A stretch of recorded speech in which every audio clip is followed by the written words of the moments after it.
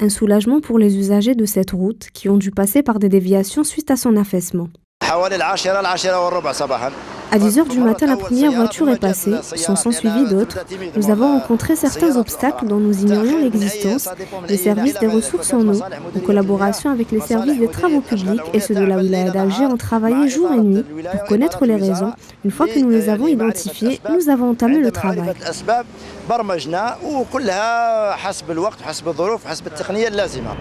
C'est donc après 36 heures de travaux effectués en coordination avec les services de la direction des ressources en eau que la route a enfin pu être dégagée.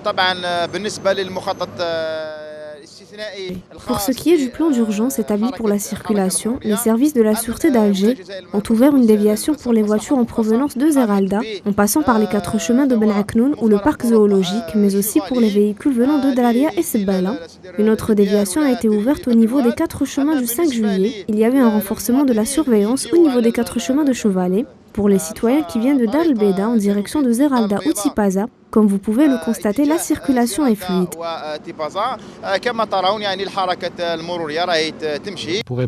Invité ce matin de la radio Chaîne 3, Boualem Chtibi, directeur général des travaux publics au ministère, a affirmé que l'affaissement de la route n'est pas lié à la dégradation de la voie routière, mais à la rupture au sous-sol d'une importante canalisation hydraulique. Ajoutez à cela les importantes précipitations qui se sont abattues sur les régions du nord du pays. C'est dû aux précipitations qui sont abattues sur Alger donc durant la journée du vendredi.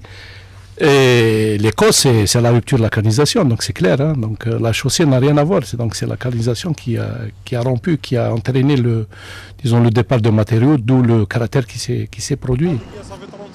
Pour rappel, l'affaissement du terrain était survenu vendredi aux environs de 21h, provoquant la chute de 5 voitures dans le fossé et faisant 14 blessés qui ont tous été évacués au centre hospitalo-universitaire de Bni Messous, de Ben Aknoun et Salim Zmirli.